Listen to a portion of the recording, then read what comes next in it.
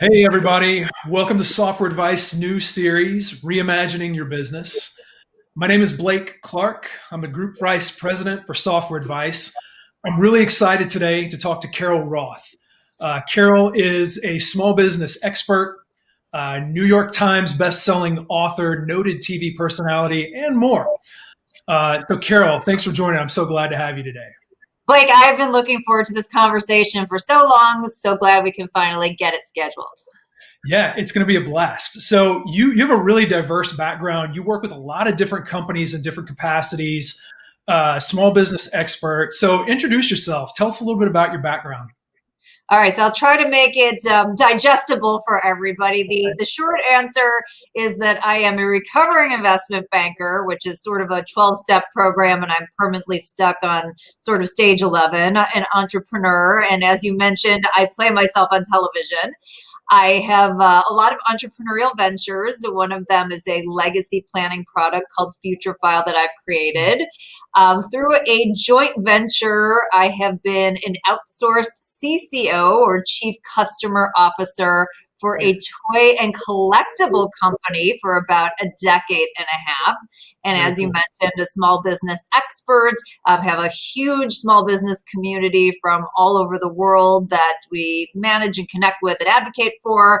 I've been a reality TV show judge for Mark Burnett on a tech competition show on TBS called America's Greatest Makers, a host of Microsoft's Office Small Business Academy, a cable news talking head. So I wear a lot of different hats, so I definitely understand the plight of the small business owner slash entrepreneur. Chief Customer Officer of a toy company. That actually sounds like the greatest job ever. So like I don't know, maybe after we have this conversation, we should talk about how I can get a job like that because that just sounds amazing. So how have you been keeping yourself motivated? And have you picked up any new hobbies or anything just since we've been in this quarantine time? What's life been like for you? So I am, strangely enough, when people see my personality and see I've been on TV, everyone's like, oh, she's an extrovert. She must love it. No, I'm an introvert. If I could stay home in my pajamas all day long, I'm super happy. So as you can Yeah. imagine, this has not been a particularly difficult transition for me. The ability to not be on an airplane, see my husband every day. I'm very, very fortunate. I understand, obviously, I'm in a very different situation than a lot of other small business owners. So my biggest issue has just been sort of worrying about and advocating for everybody else. But personally, Mm. I kind of enjoy it. In terms of hobbies, I'm definitely working on a project right now that's kept me very busy, which I can't quite disclose yet, but will definitely do so soon. But the other fun thing Right? about me, which, now working for a toy company, you're going to throw this one in there. You're really going to be jealous, Blake. I have a pinball machine in my living room. So my In your pinball living is really at a top level right now. that would never fly in my house, but it sounds incredible. So a pinball machine in your living room. All right. Yeah, I'm just an overgrown child. So yeah, Yeah. remember that movie Big with Tom Hanks? Of course. Where he had Yeah. like the trampoline and all that Yeah. kind of stuff. Like that's basically what I've modeled my life after. You have that job. You have Tom Hanks' job in I Big. kind of It's a do. great job. Yeah. Yeah. Well, so you're a small business expert. You talk to small businesses a lot since the pandemic hit. In your conversations, what are some of the challenges, the biggest ones that small businesses have faced, and what's some of the advice that you've shared or some of the guidance you've given them? Yeah, it's interesting because small business is so diverse. Here in the Mhm. United States, we have 30.2 million approximately small businesses alone, Right. and they encompass, all different kinds of industries, and they're in all different geographies and of all different sizes. And so people are having very different experiences depending on their geography or their industry or how much capital they have access to, and so on and so forth. Mm. Some of the biggest issues, obviously, is just dealing with the continued opening and reopening and Right. managing through that, managing employees, trying to get people to come back to work, especially ones who are getting extra benefits and might find it actually easier and more lucrative to stay home than to come to work. Others Mm. who are concerned, so trying to manage all of the protocols and safety issues that go along with that and with the opening, social distancing rules, and then obviously just struggling with sales and cash flow and trying to manage through that. At the same time, I know small business owners who have taken the opportunity to bring their businesses to record levels. People who are in areas like the air conditioning business, where it's very hot in places like you're at in the country right now, and Right. people are stuck at home and finding that those businesses are just exploding, or people getting around to doing certain kinds of things, or changing the way that they're living their lives. So small business owners obviously pivoting or rising to the occasion. So it's been all over the board.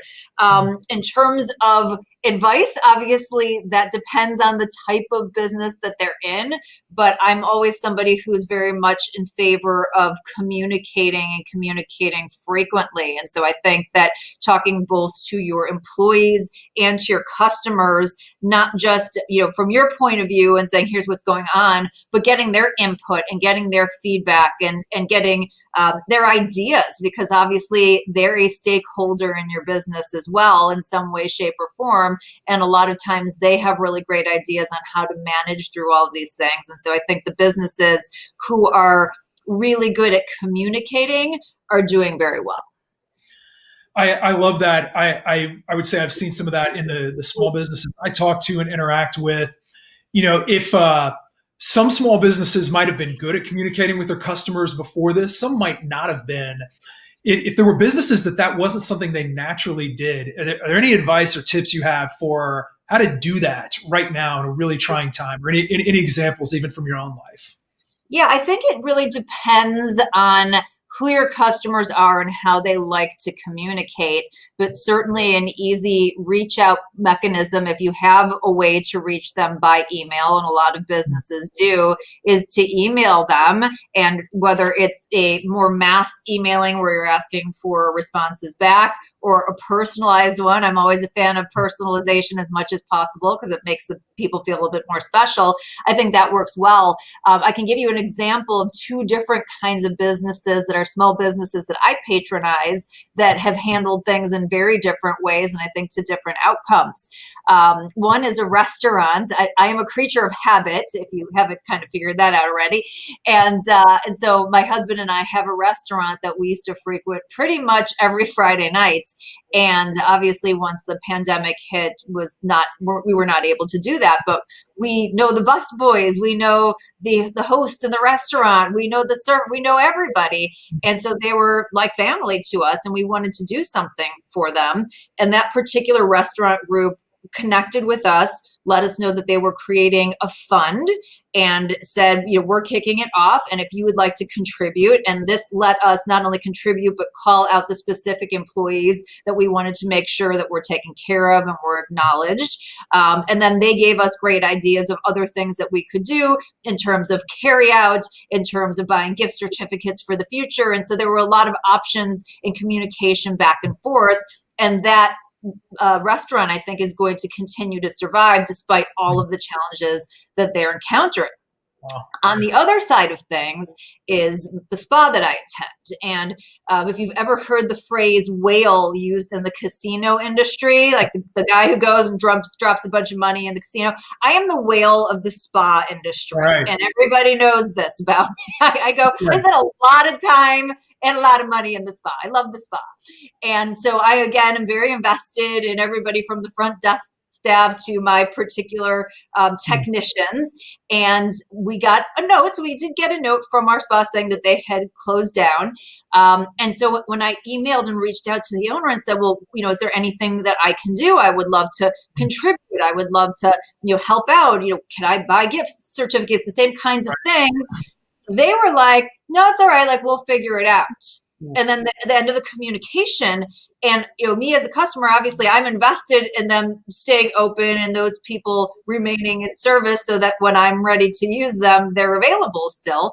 But unfortunately, that small business didn't take me in and provide me an easy way to be able to do that. And so you can see just from those two very similar examples how they handled it so differently. And we're not proactive in the second case about bringing in the customers and allowing them to participate in this challenging time. I think those are great examples. What's so interesting to me as you were sharing that was the spa. It seems to me would naturally have a lot more information on you, right? You said the self-described whale. You're there a lot. They know your name. They have information on you. Whereas I might think a restaurant might not. But in this case, the restaurant was more proactive, even though maybe they had less information or had to find alternate ways to get in touch with you. But it seems like that's what actually drove the success for them. Whereas a business over here that actually had a better starting point maybe doesn't end up with as good of an outcome. Right. So, and I'll shake my finger at both of them too, because the restaurant actually should have a ton of information on me because I'm there every week. So they literally should know what I like to order, what I don't like to order, what time I usually come in, what our favorite booth is. And I would say the host kind of has a sense of where we like to sit and whatnot. But in terms of, it would be very easy for them because we make a reservation with the same email address all the time, to be cataloging that information and using it as a way to create even more loyalty. Now, in my case, obviously, maybe they don't think they have to because I'm there all the time, but there are a lot of other customers who maybe come in once a month or once every 3 months. And again, just by a simple identifier, they could be tracking that information and finding ways to personalize the experience and showing like, we know you, we care about you, not in a weird kind of creepy, stalky way, but in a way that shows that. Same thing with the spa. Like you said, they certainly have more information on my preferences. And it's also, funny enough, more of a care-oriented business. So you would think that the people who are interested in your kind of health and well-being would want to, have that extra personalized step. And again, I don't fault anyone. This is a very difficult time, but as an entrepreneur and a small business owner, when you're doing that triage, when you're, rising to the occasion of the challenge, you have to be doing these things. And then once, this is over, this is a great opportunity to continue to do those kinds of things on an ongoing basis. Yeah. I mean, it makes me think, it's a great point on the restaurant that many small businesses, even, they probably have a lot more data than they might actually realize at first. So it's trying to figure out how to action that. I think it's sort of interesting that we're talking today, July 16th, which is actually the National Get to Know Your Customers Day, which is great. And what you just described was, especially during the pandemic, so many businesses are focused on not necessarily getting new customers, but maintaining and continuing and getting loyalty from customers like you that already love these businesses. Do you have any thoughts, customer loyalty programs? Who have you helped build some of these before, and how'd you do it? And are there any brands you feel like really do this well? Yes. So customer loyalty, obviously, like being one of the first people to ever be a chief customer officer per se. This is something that I keynote about pretty extensively, and I have lots of thoughts, Blake. So let me share some of them. Let's go. So I think the way people have traditionally approached customer loyalty is a lot like bribery. So buy 9 and get the 10th free is a 10% discount that you have to work really hard to get. And if somebody comes along and offers, buy, 9 and get the 8th free, well, then all of a sudden the discount's a little bit bigger, or get 20% off, the discount's a little bit more. And then it ends up being sort of a pricing war. And if your customer is just going to go to the cheapest option, you have not created any loyalty. And so I think that there's a temptation when you're designing a loyalty program to do what everybody else has done forever, which is, these kinds of like points and discounts and the like. And not to say that you can't use that as a part of a program or a free thing, but I feel that loyalty is built on other pillars. And I have a model that I call the 5 pillars of loyalty. And in each of those pillars, I do think that you had asked about, are there companies that do it well? So I'll give you some of the bigger names that everybody would know, just in case you don't know some of the smaller names doing it well, just to give some sense, but how you could apply that to your own small business. And the trick of this is like the secret sauce of the whole thing, is that this is really simple in theory, but it's really hard to execute, because what drives loyalty for me is probably not the same thing that drives loyalty for you, Blake. And it's also maybe not the same thing in every category. What might drive me to be loyal in one category or one product or service may not drive me to be loyal in another category. So this is a listening and get to know your customer exercise. We're just going to tie this all in a big bow right now. So basically that's the crux of this, is it's just not only just knowing these pillars, but knowing your customer well enough to know which of these matter. So I'll give you some different examples. The first one is what I would call product or service. And the loyalty point there is people who want the best of breed, whether that means in general or for them. As somebody who does a lot of presentation work, for example, best of breed in presentations for me is Microsoft, not only PowerPoint, but the whole Office suite. You cannot beat what they're offering. And even though there are other people who offer free software and free products, that's not good enough for me. So if I'm going to do something like that, I'm going to be loyal to Microsoft because of their best of breed product.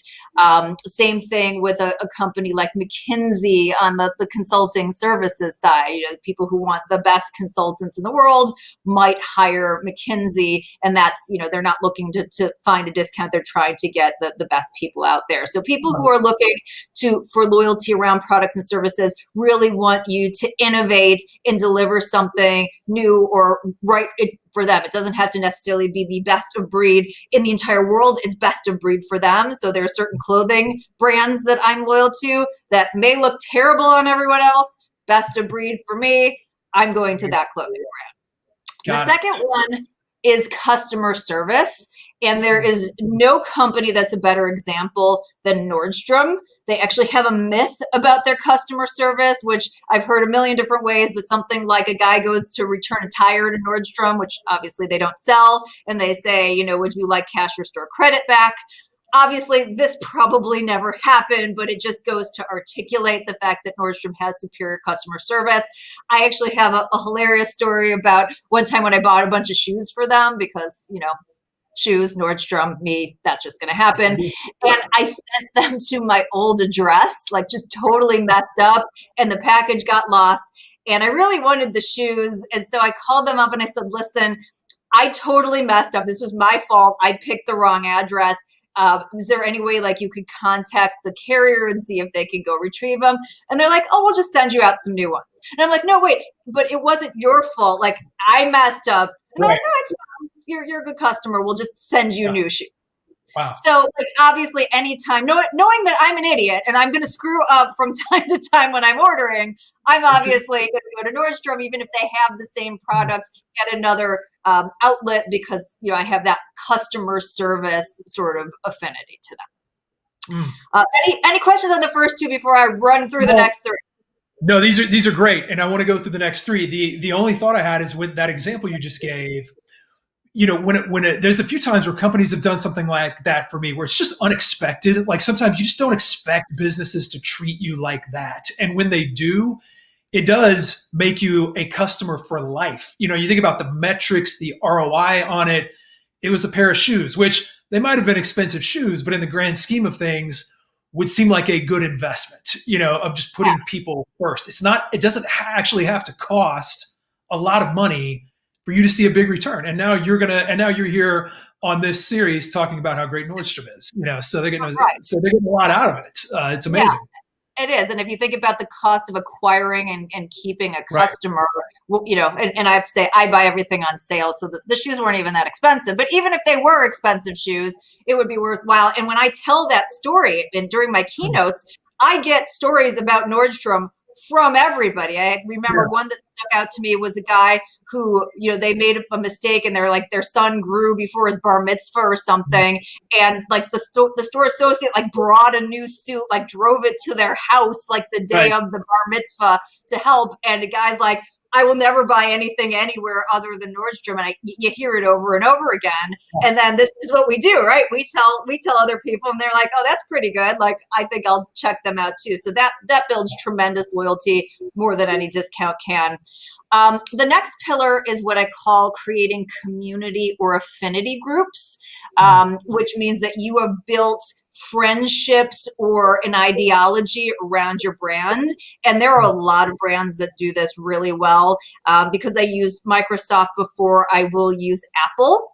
In this particular case, Apple differentiated themselves as sort of this cool hip brand. I'm a PC and I'm a Mac, and I happen to be squarely a PC, but there are a lot of people who are squarely a Mac and stand up and line up around the building because you want to be part of that sort of culture. There's sort of an affinity to that.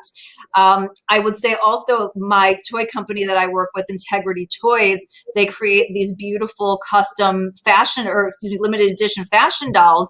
And we have a club where people connect in a forum and create a community, and they have conventions and people with that hobby can connect with each other. And as you can imagine, if you are an adult collector of fashion dolls, there probably aren't a lot of people in your immediate circle that you're working with or in your family who understand your passion. But to be able to go out and create friendships around this product really solidifies the loyalty to the company. So since I created that one, I'm just going to say we do a fantastic job with that. I'll pat myself on the back. So that's the third one. The fourth one is experiences. And that is taking something that might be ordinary or mundane or even exciting, but just heightening the level. The example I use that gets basically a reaction anytime I talk about it is Trader Joe's. Everybody loves Trader Joe's. It is not your typical grocery experience, from their flyer that talks about the product to, if you can't find anything, instead of someone going, oh, it's in aisle 3, they'll walk you over there and then tell you about how amazing it tastes. And by the way, did you taste this thing too? And it's taken a grocery experience to the next level. And I've actually theorized that that's the reason why they don't allow delivery from their store, is that they feel like that in-store experience is so much a part of the loyalty that they don't want to pull that out of the equation. And then obviously they can't offer it. They can't offer the true experience unless you're standing in that store. Exactly. They don't want to dilute that over time. So, that's sort of my own internal theory, just based on, landscape, but nobody's told me that, but I kind of theorized that. The other one obviously being Disney. If you go to Disney World or Disneyland, everybody is a cast member. Everyone's trying to make your wishes come true. And they take, everyone obviously likes the theme park, but nobody does it at that level that Disney does at every single facet. I mean, even the guy who's sweeping the floor is a cast member and is empowered to help make you have a magical time. And I think people are loyal and spend a ton of money and even go in the middle of a pandemic, apparently, to Disney. So they're back open. That's right. All right. So that's 4. Okay. So we've run through these 4. And so the 5th is sort of this catch-all that I call the bridge, because if for whatever reason, either your company or the particular person is not motivated by, these other things, you have to have something to do. And so I always use Campbell's soup, poor Campbell's, as an example, but Campbell's does not have the best product. You can find a better soup. Sorry, Campbell's, but it's true than Campbell's. They don't have any outstanding customer service that I'm aware of for your soup. There's certainly, no excitement. I'm not aware of the Campbell's Soup fan club or any affinity group there. There's no great experience from opening up a can of soup. It's a can, right? So what do you do? What do you do if you're Campbell's Soup? So going back to what we talked about, you have to understand who your customer is and what's important to them. So when I think about a customer potentially for Campbell's Soup, we'll use a busy mom. right? So busy moms, what do they want? Maybe time-saving recipes. So on their website and on the back of their soup cans, they're doing time-saving recipes. When I was growing up, they used to do a thing where you cut the labels off and you brought them to your school, and then you could change them in for playground equipment and things like that. So you're supporting the kids. But those kinds of out-of-the-box things that don't really have anything to do with the soup or the business, but just saying, hey, we understand here are the things that move the needle for you and are important to you. And so even though it's not core to our business, you're core to our business. And so we're going to use those kinds of things to show you we care. That's another great way to create loyalty out of sort of thin air. Those are all great. And I'm reminded, as I think through those, none of those were, you need to go write a giant check. It's not that they're necessarily free, but it's not actually about making a significant investment. Every one of those could be done by almost any business, provided it's the right one. And I will give you this another secret. So the secret is that small businesses are actually better positioned to take advantage of this model than big businesses are, because you have a better opportunity to connect and know exactly who your customer is. You have a better ability to listen to their social media, to see their face in the restaurant or the spa, to get that information, to actually know who it is you're dealing with and create that bond in a way that a big company can't. So anytime anyone thinks like, oh, well, I'm not big, I don't have this huge amount of money, we don't have the budget, can't do the software, whatever. Right.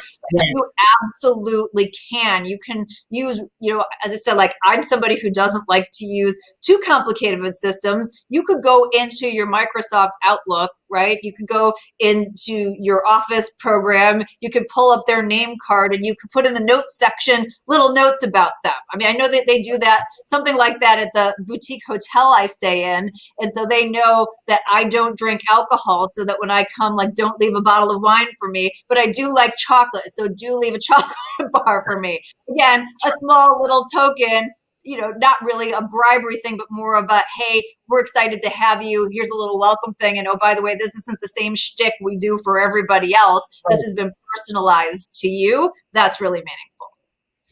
So I think it's a great point on small businesses being better positioned. How do you think about it from, you alluded a little bit to the technology, so not everyone may realize there are actually loyalty management systems. You can get standalone systems that are not super expensive that can help you manage a lot of the different processes around a loyalty program. There are other ways of doing it, as you alluded, using some of the systems you may already have. How should small businesses think about, do I need to do something like that? Do I need to make an investment in this? Or how would I at least get started if I don't do anything around loyalty right now? The first thing that you should do, if you're not doing it already, is have an email list. I mean, that is the easiest way to, and again, a permission-based email list. Don't just randomly spam your customers. There are laws about this. You want to say, hey, we'd love for you to sign up, and get them to opt into your email list. But to communicate with people by email, and actually a lot of businesses are getting permission for texts now as well. So doing it by text message, but getting that permission to communicate one-on-one is so powerful. And then you don't have to worry about, not to say that you can't use a social platform or, like a Facebook or whatnot, but this takes the intermediary out of your conversation, and you can converse directly, which is the goal of all of this. And so if you do nothing else, start with that. That's a great way to build your loyalty program. And then you can look into loyalty management software or a customer relationship management system. Again, it can be really fancy. There are a whole slew of really fancy customer relationship management systems. There are ones that focus on small business themselves. And again, there are people like me who do ragtag through Microsoft Office just by, typing stuff in the notes section. And so, whatever comfort level you have, start it out, and then you can understand your needs, because that's really the best way to know what your needs are, is to go, yeah, it'd be really great if we could automate this piece, and then you can look for the software system. And that's one of the really cool things that we've done as we've grown our system with Integrity Toys, the toy company, is that as we have grown to thousands and thousands and thousands of members all across the world in every time zone and sort of shifted the types of interactions we've had, we have continuously asked ourselves, like, is there a way that we can automate or use technology to do this piece better, but without losing that personalized VIP feeling that we have? We Right. don't want people to feel like, oh, we're just trying to get rid of them and using technology because we don't feel like talking to them. But there are a lot of things that can be done easier, faster, and better by using technology. And we have that discussion on an ongoing basis. I think that's great. Well, Carol, it's been a great discussion. If you had to summarize all of this into one piece of advice that you would give to a small business owner who's trying to connect better with their customers, what would it be? So make every customer feel special.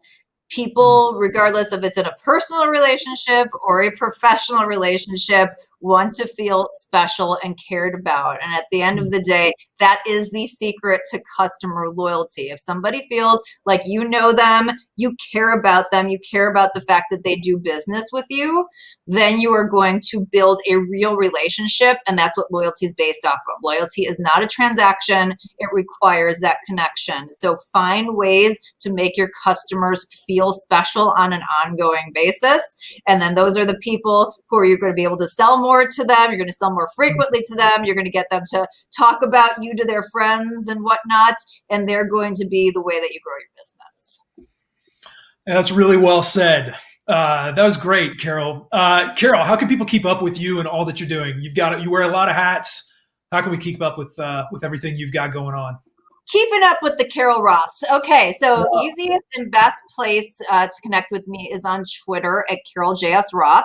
We also have a small business community at carolroth.com, so you can reach out there and find out how to join up and get more involved there. And then also, if you have legacy planning needs, would invite you to check out FutureFile as well at futurefile.com.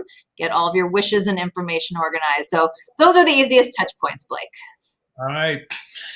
Awesome. Carol, it's been a great conversation. Thank you so much. That's it for us today. So she's Carol Roth. I'm Blake Clark. This was a lot of fun. Bye, Carol. Take care. Take care.